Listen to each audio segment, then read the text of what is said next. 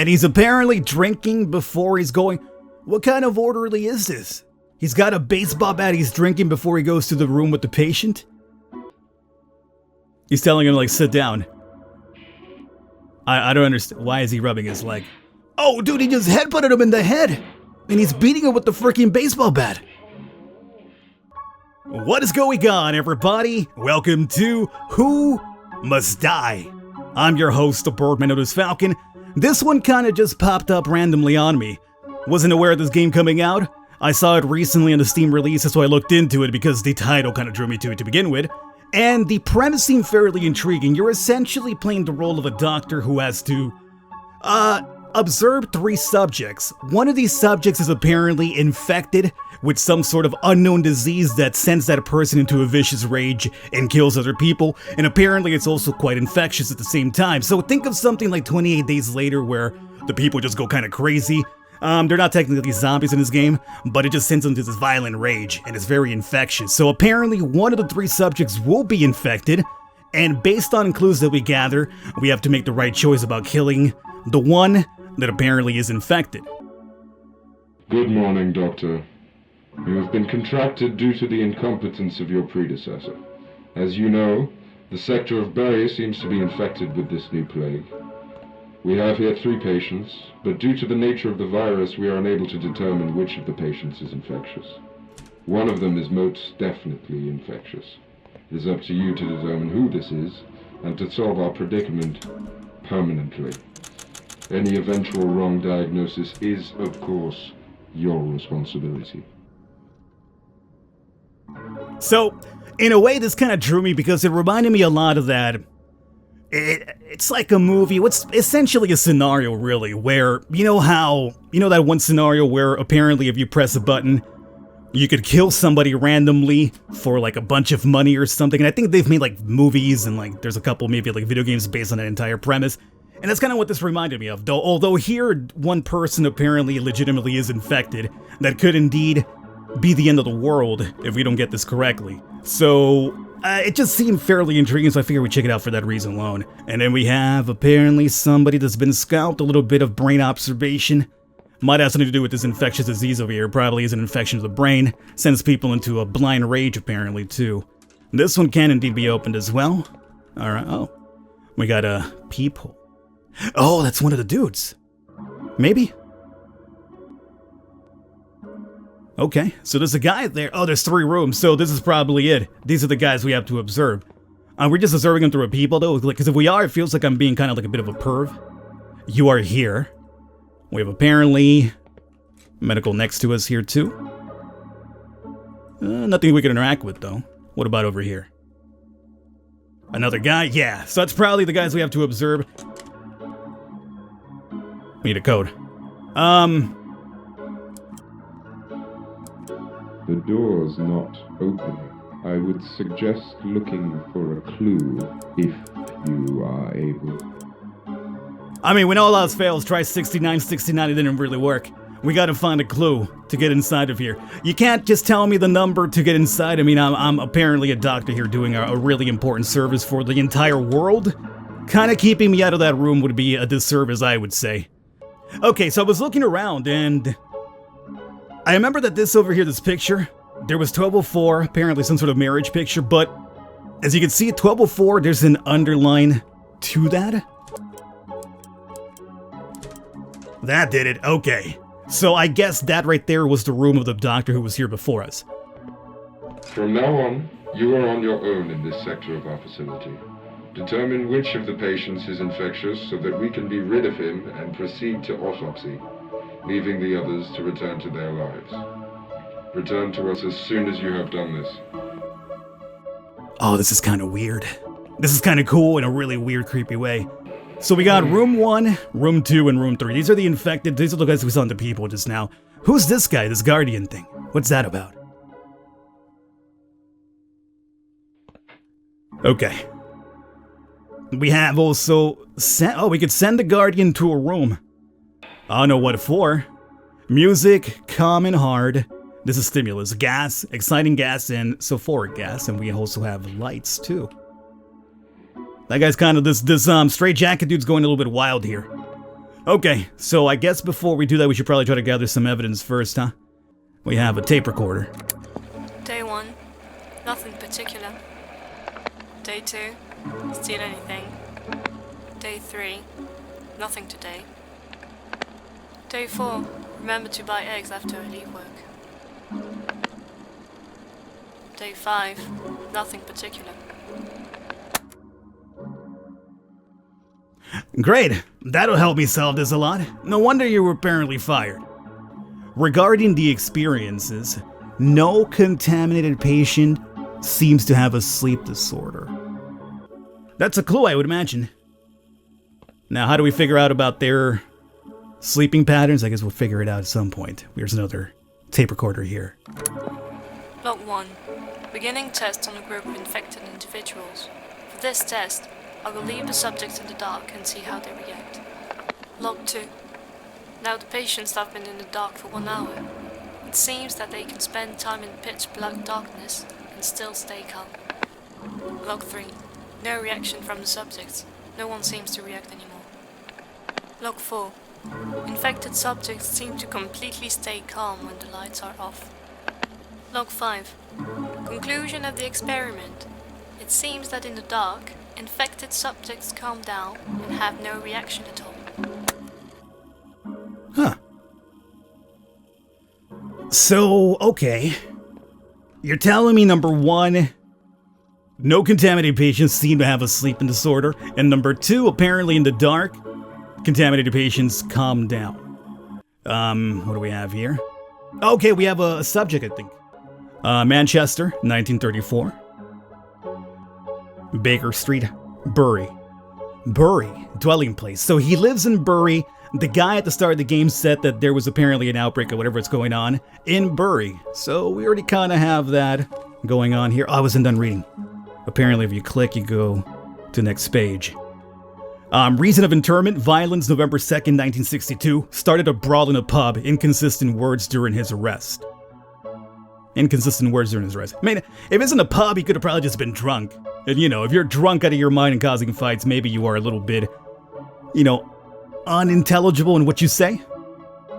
Maybe. Medical background, broken nose with a Z. Nose with a Z. A fractured wrist, bleeding from a knife wound, and ethelic coma. Remain small amount of time in the same position and tendency to fall asleep at work. Could that be related to the entire sleeping disorder thing? If that's related to sleeping disorder, then he's not the guy. Because apparently the contaminated subjects do not have sleeping disorders. Okay, we'll keep that in mind. Maybe that's one of the clues here. As I mentioned, the game is replayable, so every single time you play, everything will be switched up. So I guess, not always will it be the same person.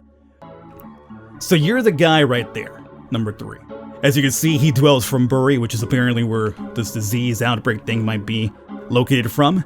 Patient number 1 is from Royton, and then you are kind of from Rockdale. The problem is I got no idea where your files are at. They're probably behind this thing. Well, we gotta look for a clue then. Alrighty, so, honestly, I've been looking around.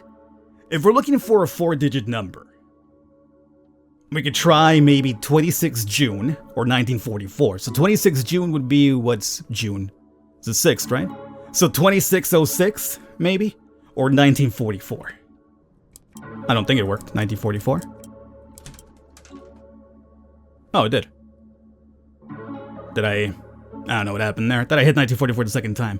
It was 1944, it was so good, at least we got that much. We also have... We can turn this on. There was another big button over here, too.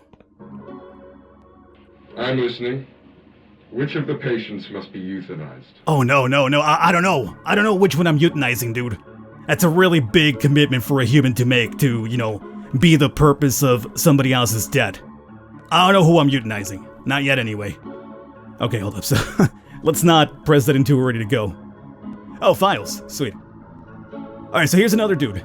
We have Wellington Thomas here. Madness on Highway, October 23rd, 1962. This is the reason why he's here. In the center of Bury disease, Mr. Wellington had a suspect behavior and had assaulted several individuals with no reason. He is working as a banker in St. John's Bank in Rochdale. Exemplary and hard worker. Married to Wellington Mary. Or Mary Wellington. 2 kids, nothing to report. He has few time to be with his family. He often has to stay at work, doing overtime. However, he tries to spend his free time during the weekend with his family. Alright? Well, right now, his attack for no reason is probably cause for concern. Do you really want to commit suicide? No? Why is there a gun here? Is that what happened to the doctor before me? That's intriguing. This has to be here for a reason, right? I wouldn't be surprised if what if I'm the one that's infected? This is like some sort of like sociology test on me. Consider that. Okay, nothing over here. Nothing there, nothing there. Oh, another file. So that's probably the 3rd one that we're looking for. Okay, what do you got to say to me, buddy? The patient was a member of a group of people who had been violent during a concert of classical music with no reason. Okay. You know, you listen to classical music and you start moshing around. Next thing you know, you're beating the crap out of people next to you. He had a suicide attempt after his divorce, and he's an antidepressant addict as well. He's working in Bury. Several clumsiness at work. Single. He's got a kid. No, he's divorced. In appeal proceedings to obtain custody of child. We have a lot of info. I guess now we probably start poking the bear a little bit. So send Guardian. We also have music. Calm music, oddly enough, and that guy went crazy at a concert. Let's see how they react to the soothing melodies.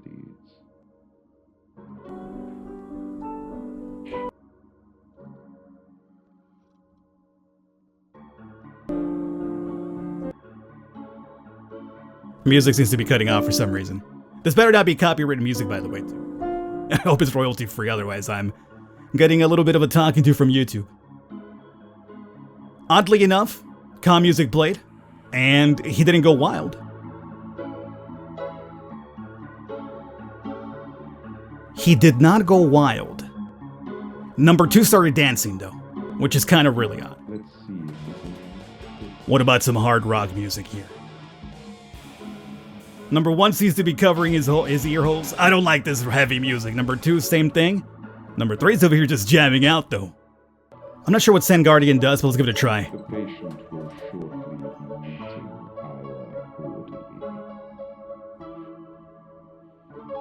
orderly. The Guardian just grabbed the baseball bat, I think.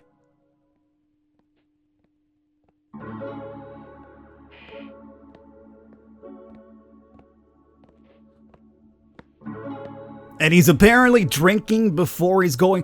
What kind of orderly is this?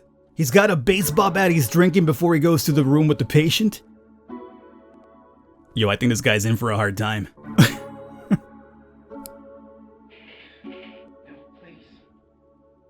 He's telling him, like, sit down. I don't understand. Why is he rubbing his leg?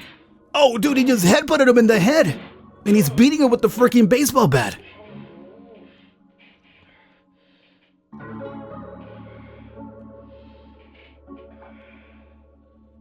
Dude.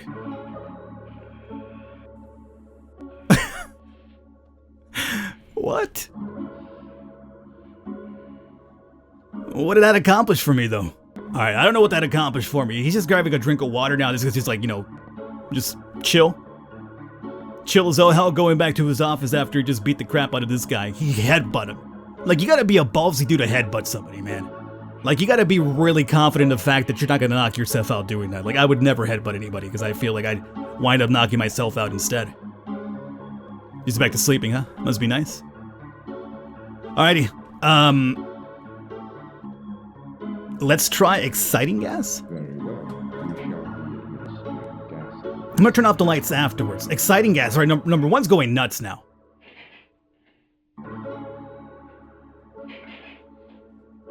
Number 1's just going crazy. Oddly enough, the only person that's not going crazy is number 2. What if we try tranquilizing gas? Guardian's also going nuts too for some reason. He's beating the crap out of his own thing here. In tranquilizing gas, 3's passing out. Everybody passed out. Guardian left. Hey. What's the Guardian doing? I hear yelling. Ah!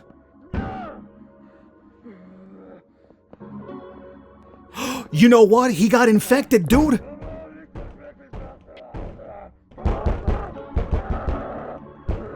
Oh, there's a guy behind him. What the hell's happening?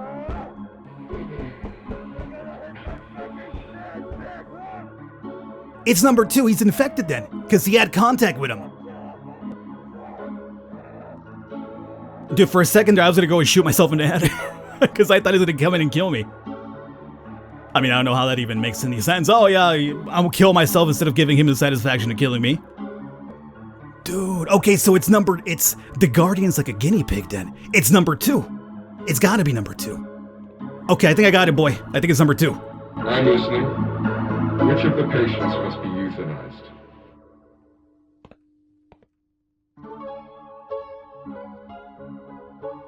That is 2, right? 3 is you. You're 1. Yeah, it's number 2. Do you really want to kill the patient? I mean, if you put it that way. I was just considering, saving the world. Do you really want to save the world? Yes. Very well. Thank you for your time. Come back to be escorted off of the premises. You guys did take care of that wild man, right?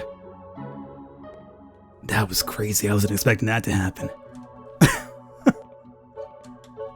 I'm fairly confident he was the one then, right? Because why else would a Guardian go mad suddenly?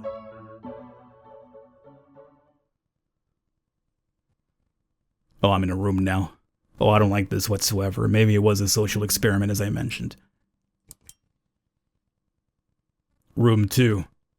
Oh, that dude's being put to sleep, man. They gave him some Cyclops visors, too. Oh, he's being shocked.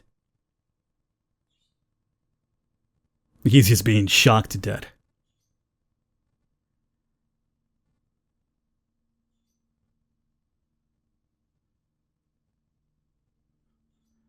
Okay. Why are you making me watch this? Like, it's fun. I just chose it. I'd rather just be told if I was right or not. I don't want to watch somebody die in front of me. Victory! A brilliant doctor found the source of the epidemic. Pollution in the Ribble River. Rabble. Alright, we got it right. Alright. Well, there you guys have it. This is Who Must Die. We had a successful run. As I mentioned, every single time the clues change and the patient changes as well. So you never know what's going to happen. That Guardian thing kind of freaked me out. So it's a very short game. So is it worth your replay value or not? I don't know. All the information you can know will be down below. So you want to pick this up for yourselves. Who Must Die? Hopefully you guys enjoyed it. I will catch you next time.